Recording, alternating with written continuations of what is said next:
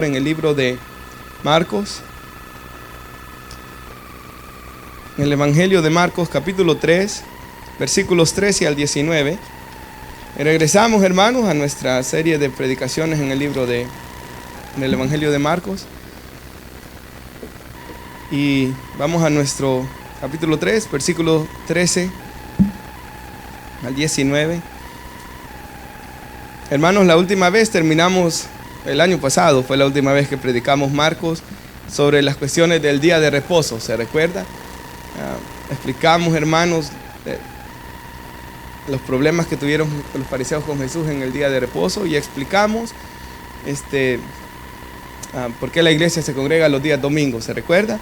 Bueno, explicamos ese mensaje, hermanos, y luego en el capítulo 3, en el versículo 7 al 12, da un resumen de que Jesús sigue en su actividad, ¿verdad?, de predicación. Por tanto, vamos al 13 al 19. Yo quisiera que meditáramos sobre apóstoles y profetas, hermanos, el ministerio de los apóstoles y de los profetas, ya que cuando yo leí este pasaje bíblico, hermanos, orando al principio, dije yo, no voy a predicar del 13 al 19, sino que lo voy a predicar allá en Marcos 6, cuando da la misión de los apóstoles. Pero luego, hermanos, durante los días, esto ya pasé varias semanas atrás, orando y pensando, el Señor me puso este mensaje en mi corazón, hermanos, así que yo quisiera predicarlo hoy, el ministerio de los apóstoles y profetas, aunque los profetas no están mencionados aquí, pero tienen mucho que ver, hermanos, con los apóstoles. Dice la Biblia: después subió al monte y llamó así los que él quiso, y vinieron a él, y estableció a 12 para que estuvieran con él y para enviarlos a predicar, y que tuviesen autoridad para sanar enfermedades, echar fuera demonios. Y aquí nos da la lista. En todas las listas siempre aparece primero Simón, ¿verdad? Pedro, a quien puso por sobrenombre Pedro, a Jacobo, hijo de Zebedeo, y a Juan su hermano. Siempre ellos son los primeros que aparecen, ¿verdad? Y luego dice a quienes apedilló o les puso sobrenombre, dice otras traducciones, Boanerges, esto es, hijos del trueno. A Andrés, a Felipe, a Bartolomé, a Mateo, Tomás, Jacobo, hijo de Alfeo, Tadeo, que en otra lista es el único nombre que cambia en las otras listas de los evangelios, porque se le llama como Judas, y en el libro de los Hechos se le llama Judas. Así que este Tadeo, ¿verdad? Por eso es que usted escucha que a veces la gente dice San Juditas Tadeo, ¿verdad, hermano? Es por esto. Simón el cananista, y siempre terminan todas, el último es Judas Iscariote, el que lo entregó, y vinieron a casa. Puede sentarse, hermano. Ahora, el Evangelio de Lucas capítulo 6, versículo 12 añade algo de que este Evangelio de Marcos no dice, y dice que cuando Jesús subió a esta montaña, él pasó la noche entera en oración. Entonces los apóstoles estaban ahí, hermanos, y ellos vieron, ¿verdad? Me imagino que algunos se han de haber quedado con él, que el Señor Jesús, hermanos, el Espíritu Santo dice que él oró la noche entera antes de escoger a estos 12, porque estos hombres, hermanos, iban a tener un papel muy importante para el establecimiento de la iglesia cristiana. Jesús dijo que estos 12 se iban a sentar sobre 12 tronos para juzgar a las tribus de Israel. Y aún cuando muere Judas, hermanos, la Biblia dice en el libro de los Hechos que era necesario que alguien más tomara el lugar para siempre completar el número de 12 conforme a las 12 tribus de Israel. En la Biblia vemos, por ejemplo, 24 ancianos, y los comentaristas bíblicos, y yo también estoy de acuerdo con ellos, ¿verdad, hermanos? Después de estudiar esto yo algunas ocasiones, los 24 ancianos representan, hermanos, aquellos que fueron salvos del primer pacto, ¿verdad?, que Dios hizo con las 12 tribus. Y, hermanos, la iglesia, ¿verdad?, el nuevo pacto, representada la iglesia en estos 12 apóstoles. De igual manera que los 12, ¿verdad, hermanos?, hijos de Jacob, fueron las 12 tribus de Israel representando a la nación. De igual manera, estos apóstoles estaban representando a la iglesia, y por eso era importante siempre que estuviera este número de 12. Y ve que aquí la Biblia nos dice, hermanos, de que, bueno, a estos les dijo, a Jacobo y a Juan les dijo hijos del trueno, hermanos. Y nosotros vemos en la Biblia, ¿por qué? Porque hay una parte de la Biblia, ¿verdad?, donde no los querían recibir en una ciudad, y ellos dijeron que les descienda fuego del cielo y que los queme, ¿verdad? Entonces vemos que eran hombres, hermanos, de un carácter terrible. Había uno en el grupo, dice, uno de los evangelistas que era celote, y estos celotes eran como un partido, hermanos, político, como una guerrilla, por así decirlo. Ellos estaban en contra de Roma y querían exterminar a los romanos. Entonces eso era, hermanos, lo que ellos querían. Había un publicano, que usted sabe que es Mateo, ¿verdad?, que él era lo opuesto al celote, hermanos, y ahí habían pescadores. Entonces vemos, hermanos, cómo estos hombres en sí no tenían muchas cosas en común. Algunos hasta antes de Jesús eran enemigos, como Mateo y el Simón el celote, hermanos. Pero vemos, hermanos, de que Dios en su gracia, ¿verdad?, los llama, hermanos, y ellos vienen a ser parte de seguidores de Jesús, y son los 12 apóstoles, personas, hermanos, que fueron muy importantes para establecer la doctrina de la iglesia cristiana. Ahora, en los evangelios, hermanos, ¿quién es el apóstol que más es mencionado? ¿Quién me quiere decir?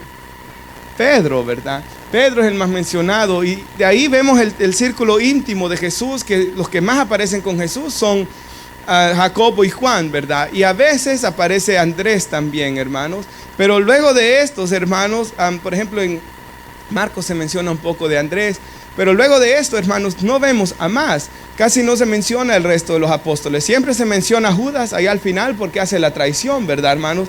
Él es mencionado allá, pero el resto del libro de los Hechos aún, el libro de los Hechos habla sobre todos esos primeros capítulos, hermanos, hasta el capítulo 10, por ejemplo, donde Pedro mira aquella visión, habla sobre Pedro, ¿verdad? Los primeros 10 capítulos. Y luego el resto, hermanos, se enfoca en el ministerio apostólico de Pablo. Pablo era apóstol también, pero no era dentro de estos 12 apóstoles, ¿verdad? Él tenía un ministerio aparte. Dice Pablo que él era un apóstol a los gentiles. Ahora en la Biblia también, hermanos, hay otras personas que son llamadas apóstoles. No sé si ustedes sabían esto, pero usted quizás ha leído que a Jacobo, el medio hermano del Señor Jesús, se le llama también apóstol. Y a Bernabé, en otra parte de la escritura, se le llama también apóstol. Ahora yo sé que la palabra apóstol significa enviados, porque hasta Jesús en el libro de Hebreos se le llama apóstol. Entonces, aquí está una cosa que es difícil a veces, ¿verdad? ¿Hay apóstoles hoy en día o no hay apóstoles hoy en día? Y yo, hermanos, estoy convencido de que no hay apóstoles hoy en día, y voy a explicarlo por qué. Y sin lugar a dudas, hermanos, aparte de los 12, Pablo era apóstol. Yo estoy casi seguro de que Jacobo era apóstol. Y posiblemente Bernabé también es llamado apóstol, aunque Bernabé es un poco más difícil de entender si la palabra griega se está usando porque él era un enviado o si él era apóstol. Pero Jacobo, hermanos, Jacobo en Hechos 15 tiene la última palabra en el concilio de Jerusalén. Habla Pedro, habla Pablo, hablan todos, y el que tiene la última palabra, el que es el líder ahí, es Jacobo. Por tanto, claramente se ve que él era un apóstol. Pero luego, hermanos, de que primero quisiera dar un poco de resumen de la historia de la iglesia y luego ya ir a la palabra de Dios. Por ejemplo, hermanos, después de que mueren estos hombres, ¿verdad? Se quedan Tito, se quedan Timoteo, se queda Lucas. Estos se quedan predicando, los cuales no son llamados apóstoles. Y Pablo, hermanos, le dice a Timoteo y le dice a Tito en sus cartas que ellos vayan a las ciudades y establezcan ancianos, no apóstoles, sino que dejasen pastores. Después, hermanos, usted sabe que Policarpo, por ejemplo, viene, Justino Martín, que hablamos de él hace poco. Estos hombres, Orígenes, hermanos, Atanasio, todos estos hombres son muy conocidos por ser pastores de gran impacto, por ser ancianos en los primeros siglos de historia de la iglesia, pero ninguno de ellos se llamó apóstol. Luego, hermanos, en el tiempo de la Reforma, en los 1500, vemos a hombres grandemente usados por Dios, como Martín Lutero o Juan Calvino, que fueron, hermanos, los que iban al frente en la Reforma en cuanto a enseñanza, ¿verdad? O aún antes, William Tyndale y todos estos hombres, ninguno de ellos se llamó apóstoles.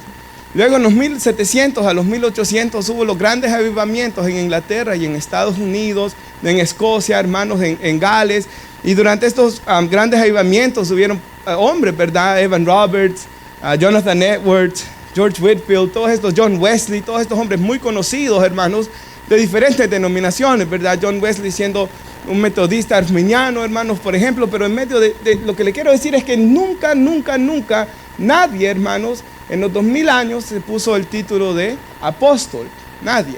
Ni los apóstoles de la Biblia establecieron más apóstoles, sino ellos establecieron ancianos. Ni nadie en la historia de la iglesia aparece hasta, hermanos, yo estaba tratando de buscar información y es hasta hace como un poco más de 100 años, hermanos, alrededor de eso.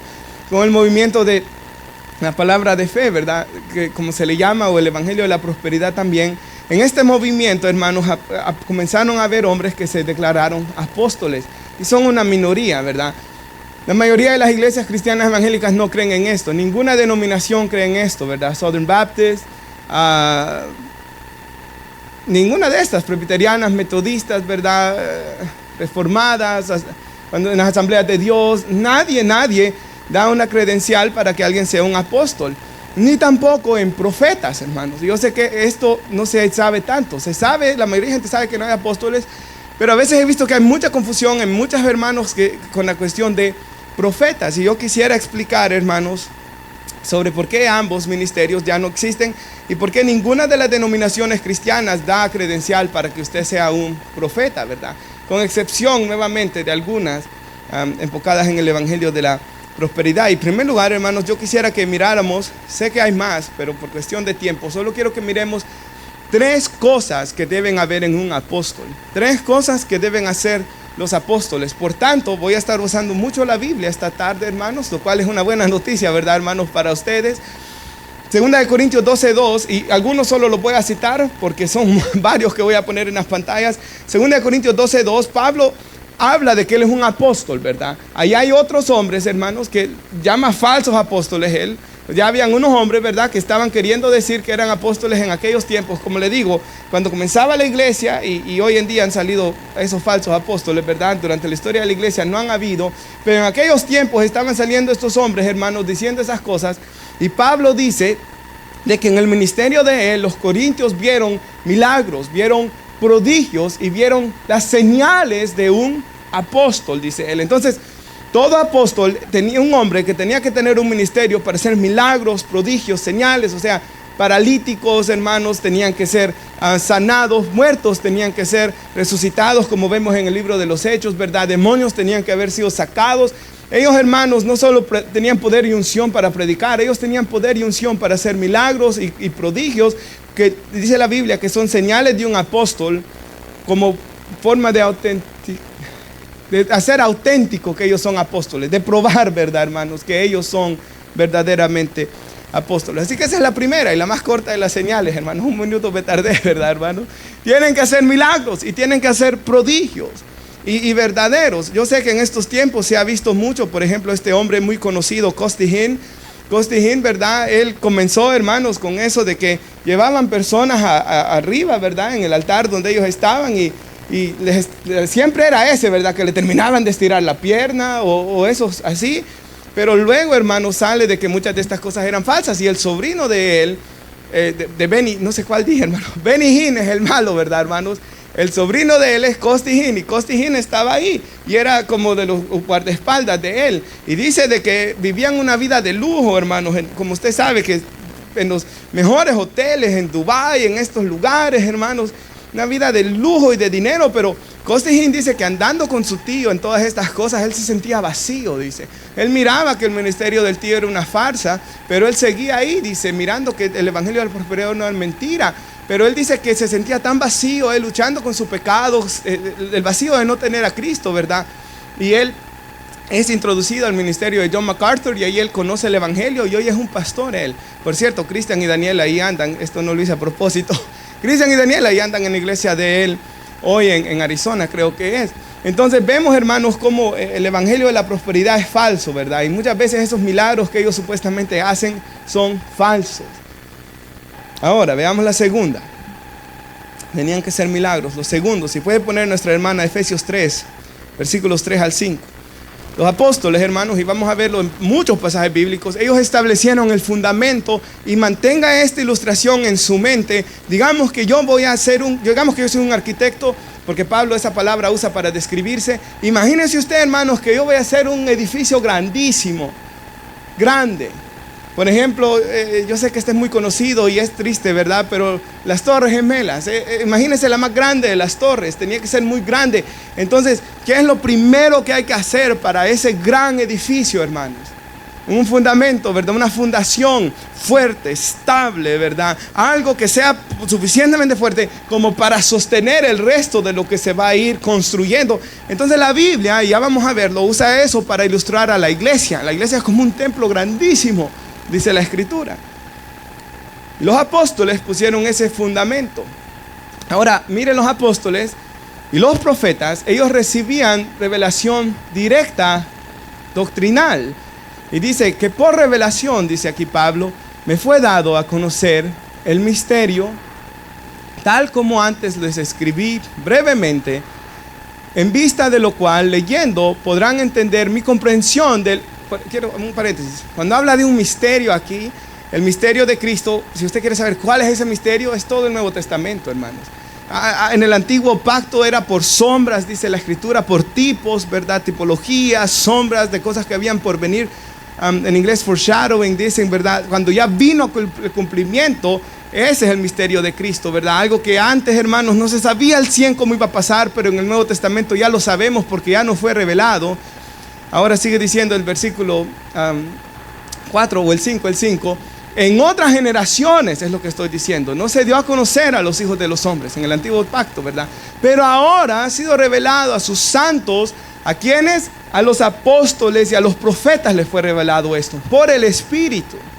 Entonces, mire qué interesante esto. Los apóstoles y los profetas, dice aquí, ¿verdad? Recibieron una inspiración del Espíritu Santo, una revelación, hermanos, para dar a conocer al resto de la gente el Evangelio, la doctrina de Cristo.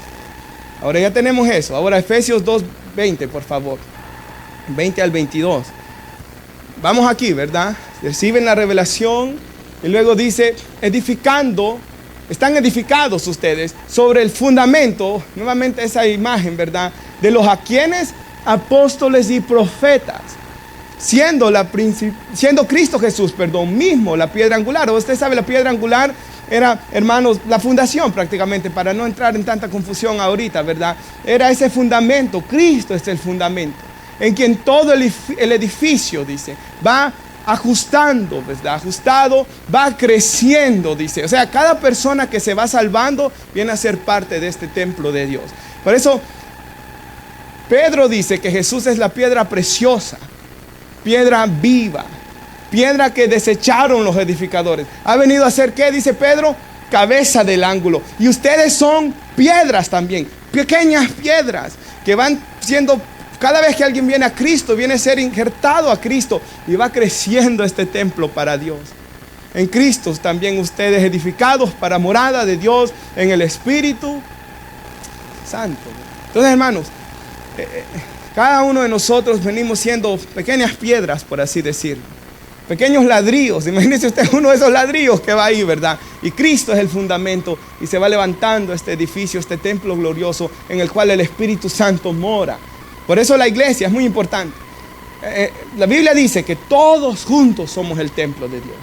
Y también individualmente nosotros somos templo de Dios. Pablo le dice que el templo, tus cuerpos son templo y morada del Espíritu Santo. Entonces somos templo de Dios individual, pero también en el colectivo, hermanos. Todos nosotros. Primera de Corintios 3:10, por favor, hermana. Vamos viendo lo que hacen los apóstoles y los profetas.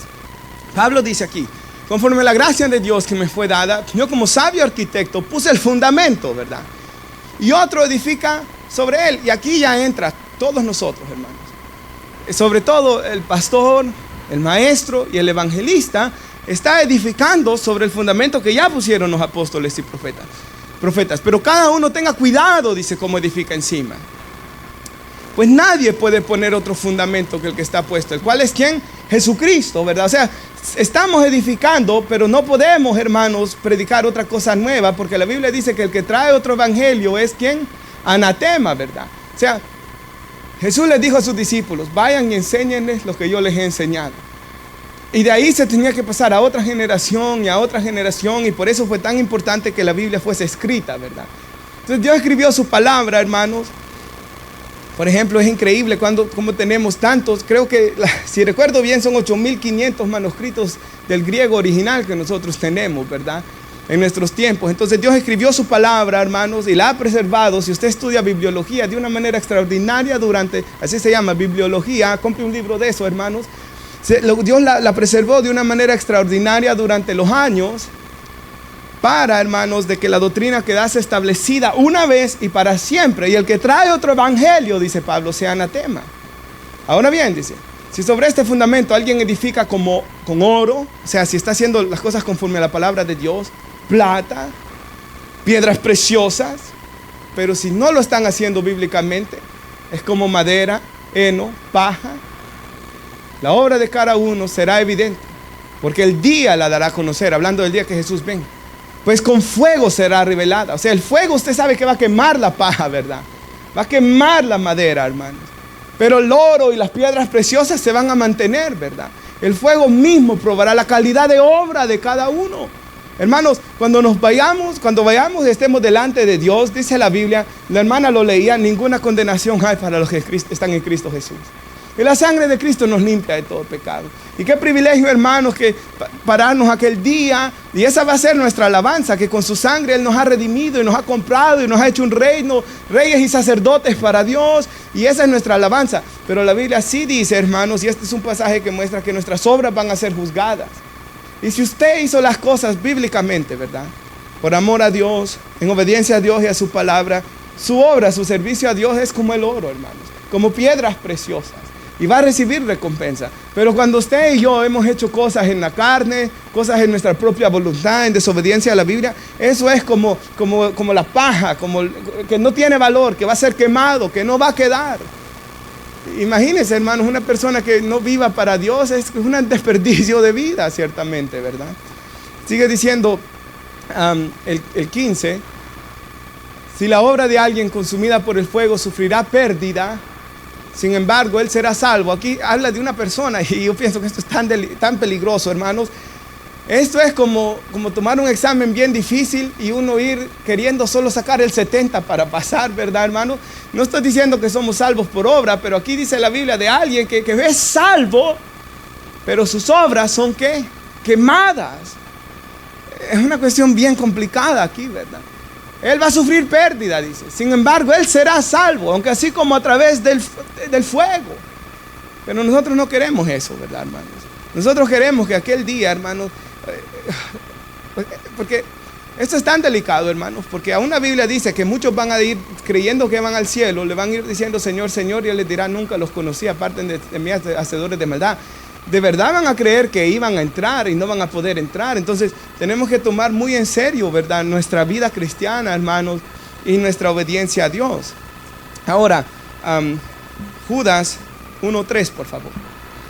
Ahora que hemos visto, ellos recibieron una revelación, ¿verdad, hermanos? Y expusieron el fundamento. Y nadie puede predicar otra cosa diferente, nadie puede poner otro fundamento. Hermanos, nuestras obras tienen que ser hechas según la palabra de Dios. Y miren lo que dice aquí, Judas, amados, este fue otro Judas, no Iscariote, ¿verdad? Ni tampoco Tadeo, hermanos. Amados, por el gran empeño que tenían escribirles acerca de nuestra común salvación, he sentido la necesidad de escribirles, exhortándoles a luchar. ¿Cómo debemos luchar, hermanos, como iglesia? Ardientemente por la fe que de una vez y ¿cuánto? Para siempre fue entregado a los santos. Este versículo, hermanos, destruye completamente a José Smith, ¿verdad? Y a los mormones. José Smith, hermanos, dijo que él era un profeta y que él en Nueva York encontró en una cueva, ¿verdad?, las tablas de oro que le dio el ángel Moroni, porque está el Moroni y el mormón, ¿verdad, hermanos? Y de que de ahí él le dijo de que el evangelio que Jesús les dejó allá no estaba completo a los apóstoles y que ese era el evangelio completo, y de que José Smith, hermanos, era el hijo amado en quien, ¿verdad?, Dios se complacía, y ahí sigue la historia, que iba a tener 14 esposas él porque era el escogido, ¿verdad?, y que los otros solo iban a tener 7, y comienza toda la gran locura que hicieron después. Entonces ya, y no solo él, ¿verdad? Hace poco salió esta señora Ana Méndez diciendo que tenía una extensión del Apocalipsis, y suena chistoso, pero cantidades, cientos de personas que la siguen a Ana Méndez o a José Smith, usted sabe cómo es. Ana Méndez salió diciendo que tenía un nuevo Apocalipsis, que ella fue al cielo, tuvo la revelación de Pablo y que escribió un nuevo, ya hay que añadirle a la Biblia, ¿verdad? Entonces ya no. ¿Por qué? Porque la hermana lo ponía, la fe fue dada una vez para siempre, ¿verdad?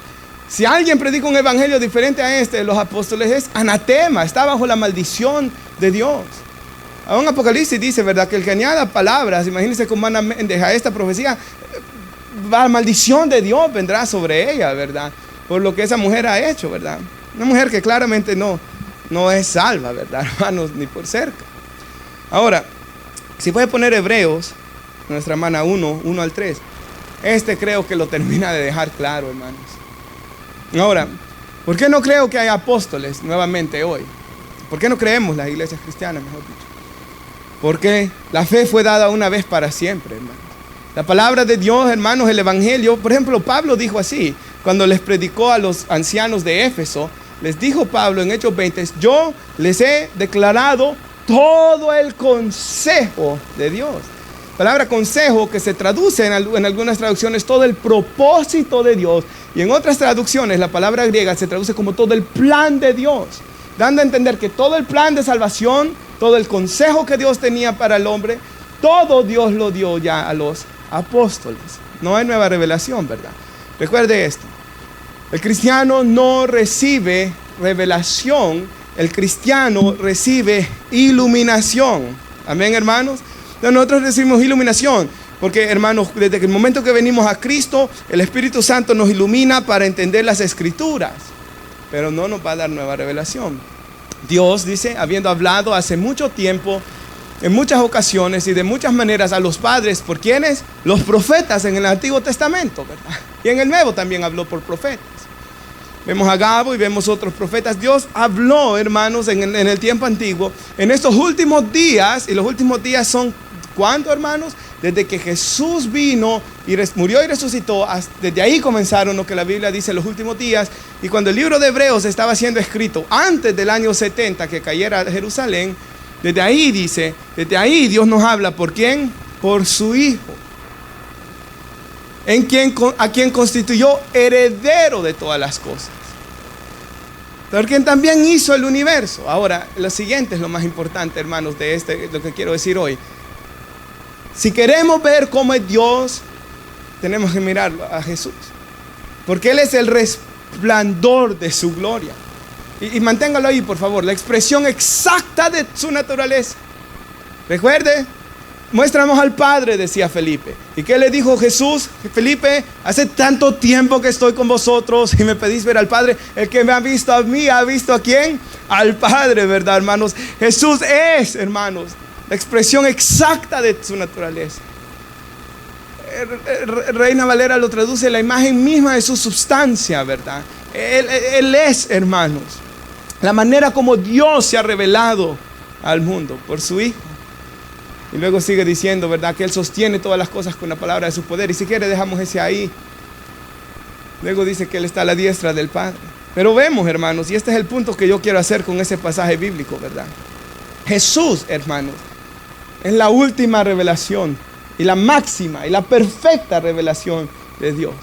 Entonces Jesús se reveló, se encarnó, reveló, hermanos, sus enseñanzas a los apóstoles. Por ejemplo, quiero leer Hechos 1:21.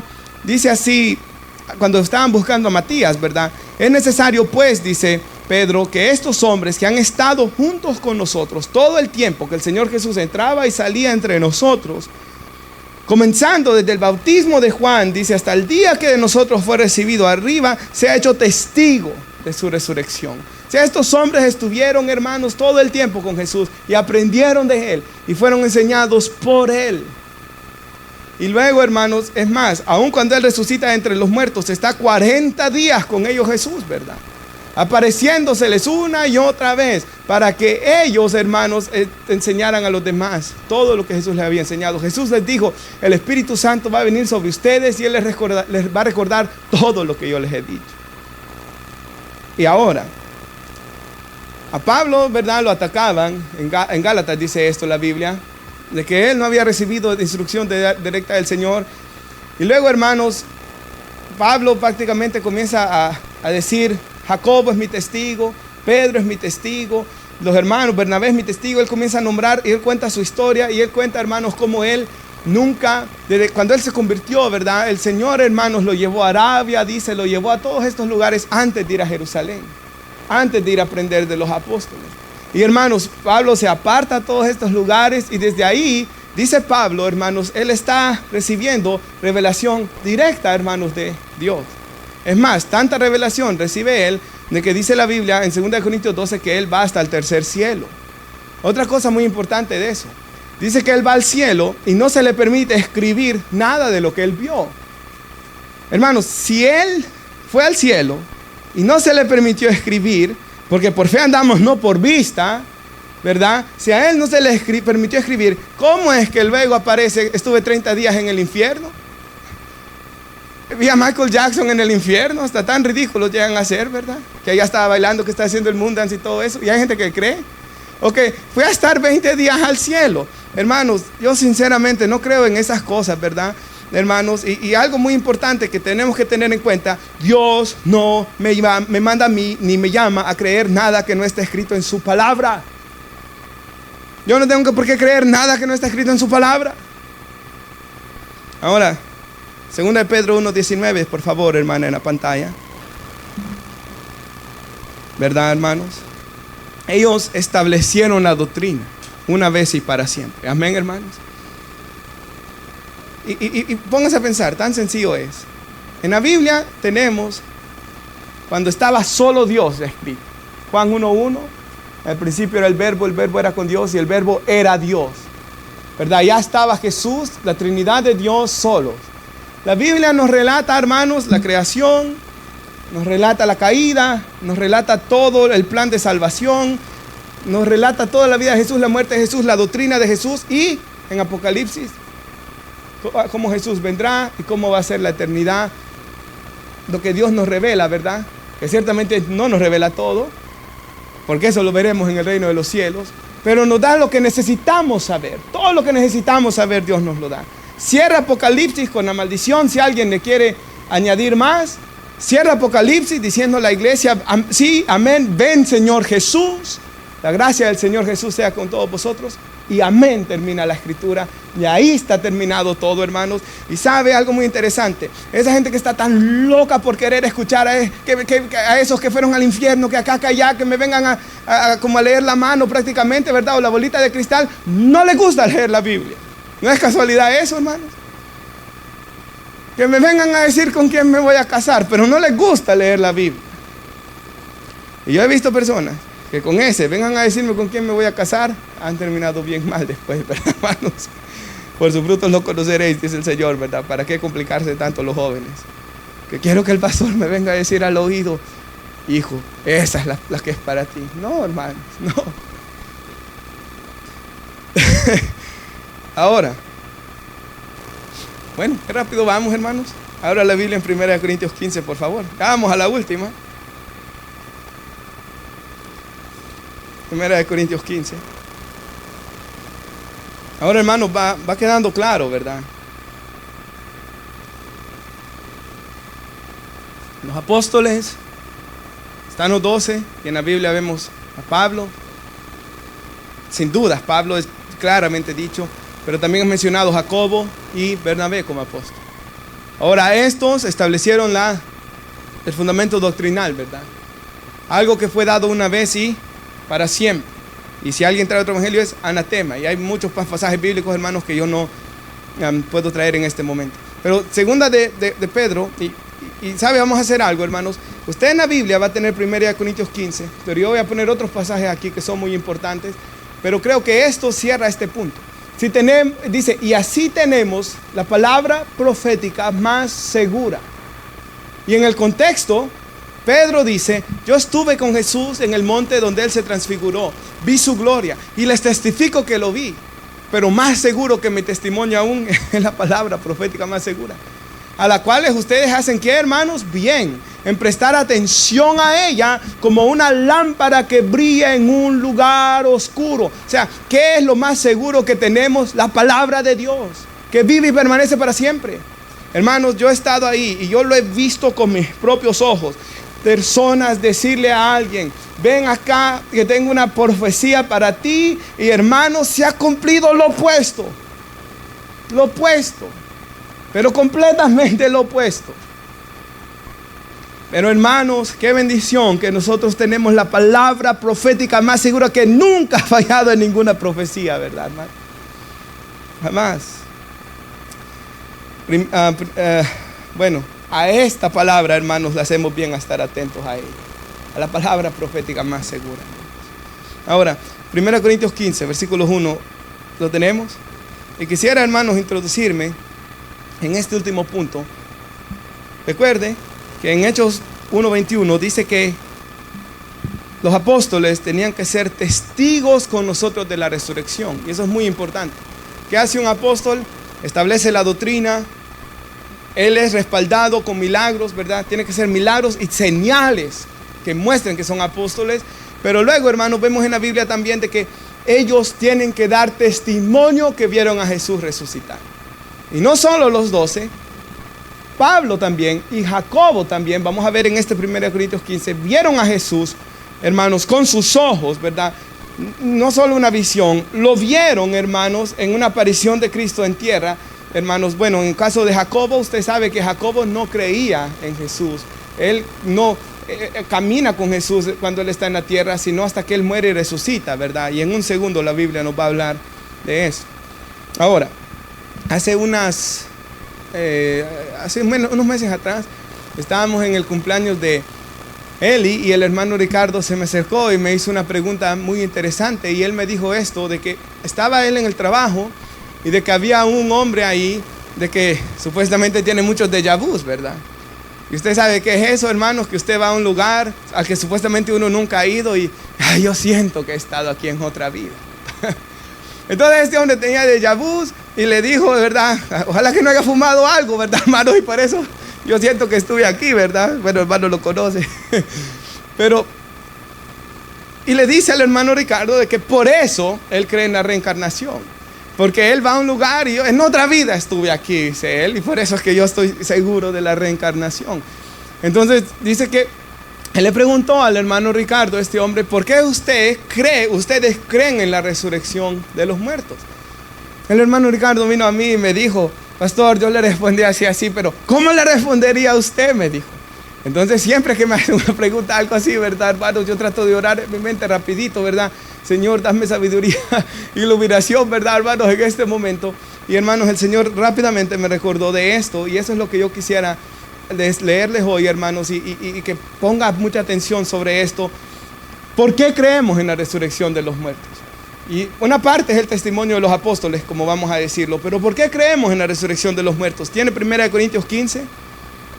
Además, dice, os declaro, hermanos, el evangelio que os he predicado, el cual también recibisteis, en el cual también, ¿qué? Perseveráis, por el cual asimismo, si retienen la palabra que os he predicado, son que salvos. Si no creísteis en vano. Vemos, hermanos, que siempre la Escritura habla, hermanos, de la importancia de guardar la fe, de perseverar en la fe y de retener la palabra de Dios.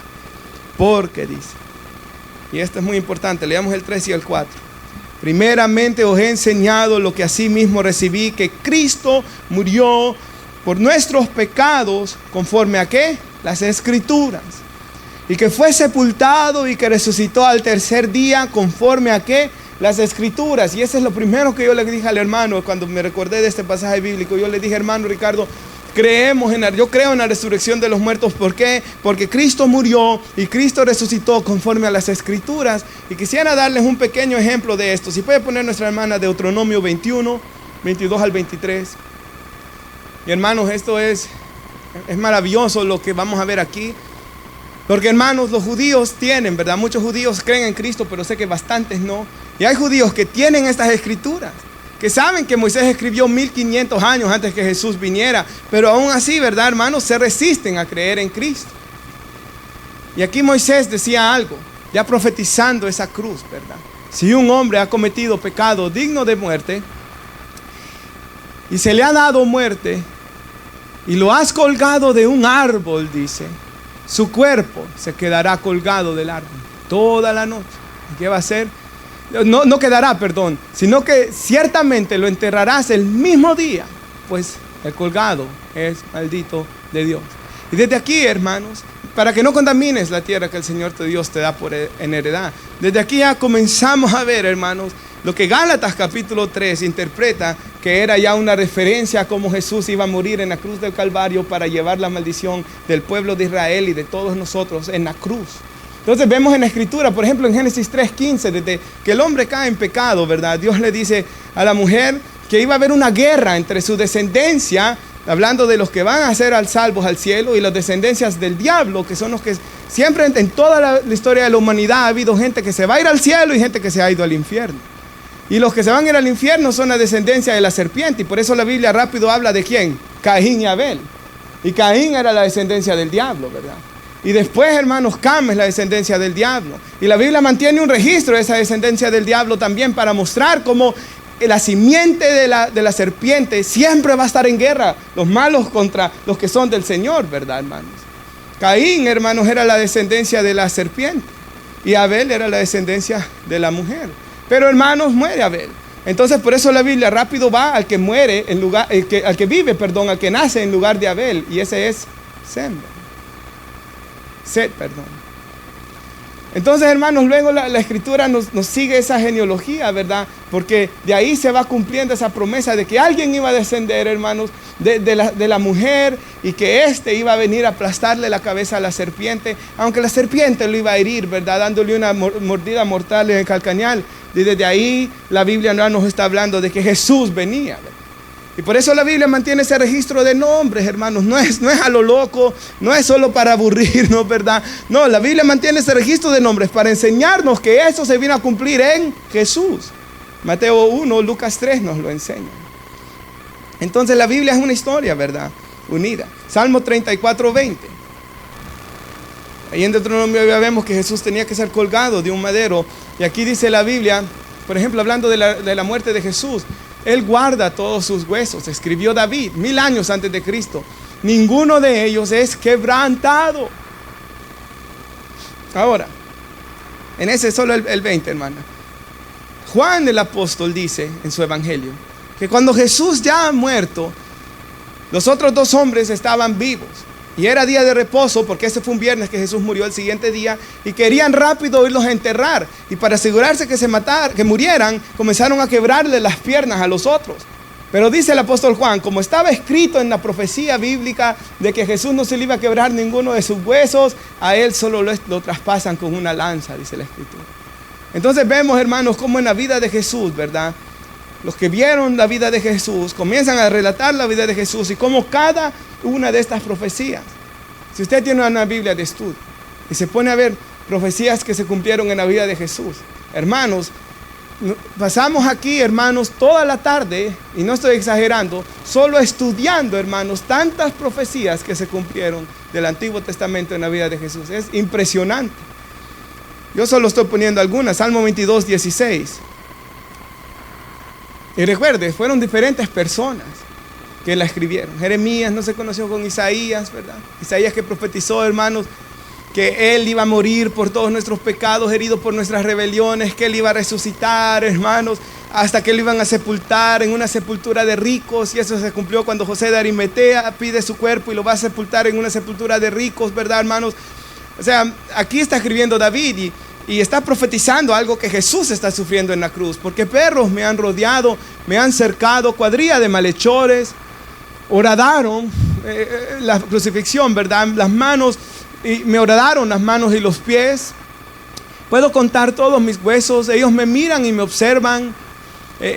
Otra parte de ese salmo dice que le iban a estar haciendo burlas a Jesús, y también se reparten entre sí mis vestidos y sobre mis ropas echan suertes. Y usted sabe que los evangelistas dicen, de hermanos Mateo, Marcos, Lucas y Juan, de que los vestidos de Jesús están siendo ellos eso, ¿verdad? Repartiendo suertes para ver quién se va a quedar con esa túnica de maestro que Jesús tenía, que no tanta gente tenía en aquel tiempo. Por ejemplo, otra, Oseas 6:2, solo por poner algunas breves: nos darás vida después de 2 días, y al tercer día nos levantarás y viviremos delante de Él. Y estas, hermanos, esta es una de las escrituras de la doctrina de nuestra unión con Cristo, ¿verdad? Y cómo Jesús murió, hermanos, pero al tercer día Él resucitó, y al tercer día Él nos ha dado vida, hermanos, con Él. Y así, hermanos, no quiero traer más, pero creemos en la resurrección de los muertos. ¿Por qué? Porque documentos escritos miles y cientos de años antes que Jesús viniera fueron cumplidos, hermanos, al pie de la letra en él. Zacarías dice que él iba a entrar en un pollino a la ciudad. La profecía de Daniel, hermanos, de las 70 semanas, Daniel escribe: en tantos años va a entrar el Mesías y va a morir en medio de la ciudad, y se cumple, hermanos, exactamente en el año que él dice. Y así, hermanos, hay tantas profecías extraordinarias que nos muestran esto. Pero mire el versículo 5, perdón. Creo en la resurrección porque fue escrito en las profecías del Antiguo Testamento. Creo en la resurrección por el testimonio de los apóstoles. Porque dice que Jesús se le apareció a Cefas o Pedro, ¿verdad? Después dice que a los 12. Después apareció a más de 500 hermanos a la vez, de los cuales muchos viven aún y otros ya duermen. Después apareció a Jacobo. Después a todos los apóstoles. Recuerde, Jacobo era el medio hermano de Jesús, que lo vemos, por ejemplo, en Juan capítulo 7, siendo hostil a Jesús. Ya vamos a verlo en Marcos, hermanos. Hostil hacia Jesús, no quería creer en Jesús. Él ve que muere Jesús, pero ya cuando lo mira resucitado, él ya no puede más, hermanos. Y él se convierte también. Y al último dice, de todos, siendo el último testigo, ¿verdad? Ocular, hermanos, como a un abortivo, como alguien no merecedor, ¿verdad? Me apareció a mí. Soy el más pequeño de los apóstoles, paremos ahí. Creemos en la resurrección de los muertos, le decía yo al hermano Ricardo también, por el testimonio de los que lo vieron a Jesús resucitar de entre los muertos. Y póngase a pensar esto, más de 500 personas, hermanos, no pudieron estar alucinando, ¿verdad?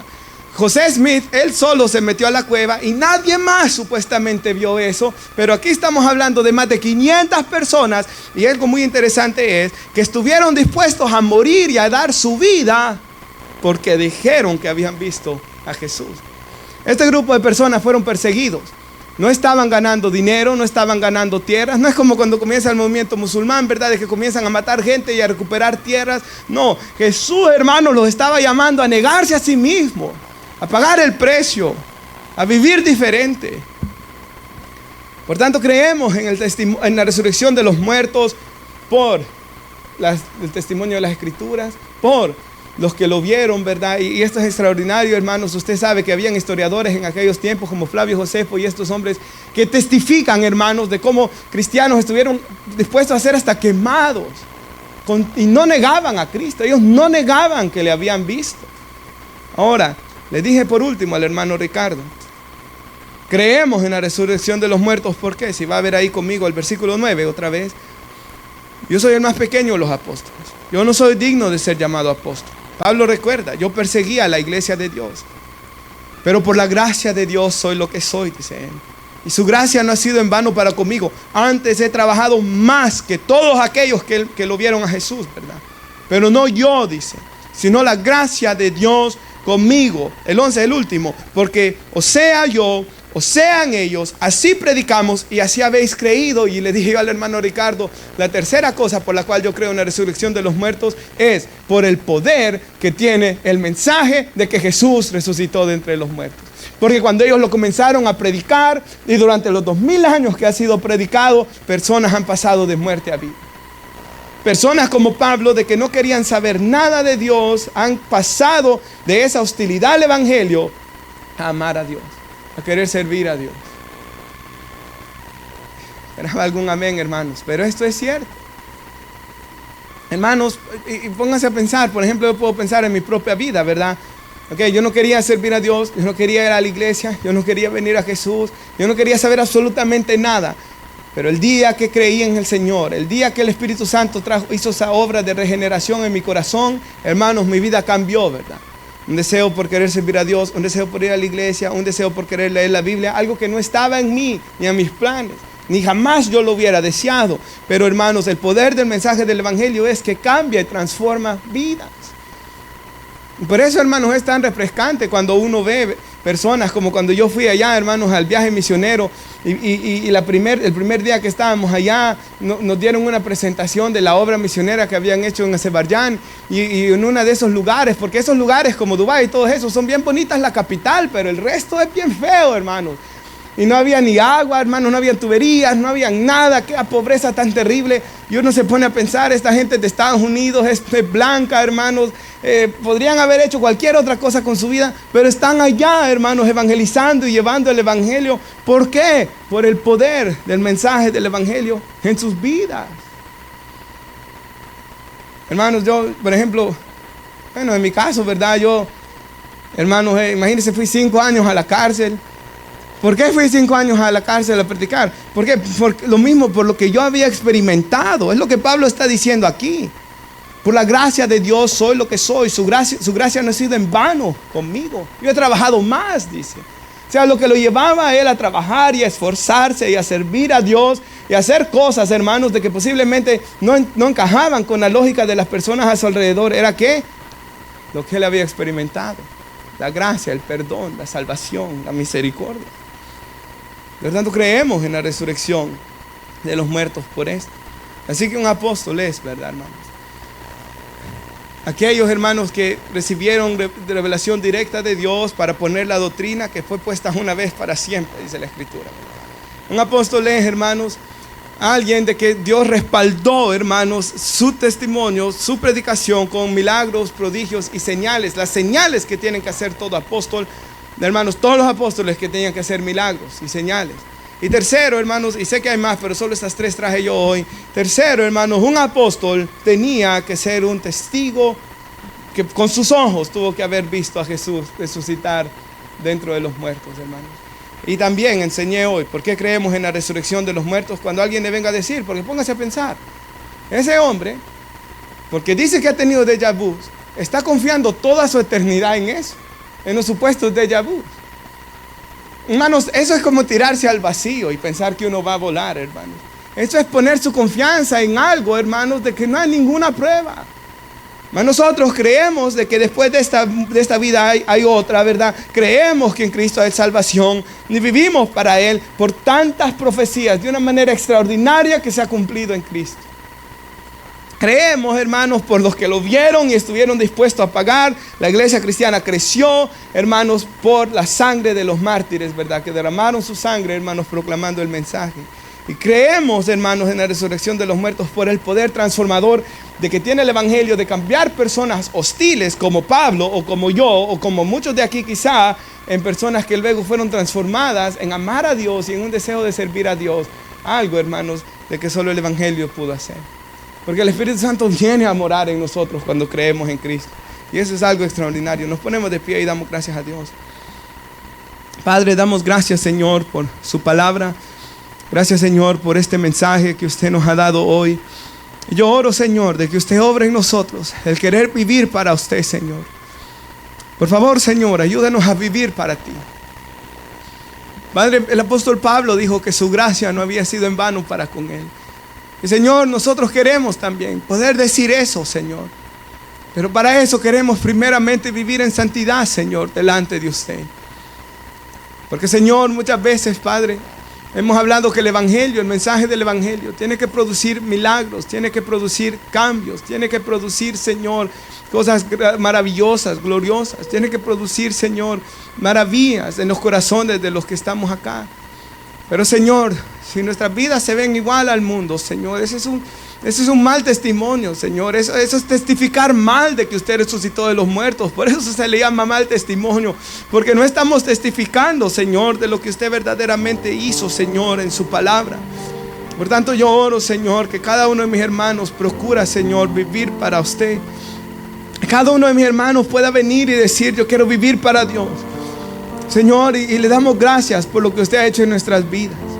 Porque antes, Señor, de quizás ser hostiles hacia usted, Señor. Antes, Señor, de que no querer saber nada de usted, Señor. De que posiblemente quizás hasta teníamos una Biblia en la casa, pero nadie la leía, Señor. Estaba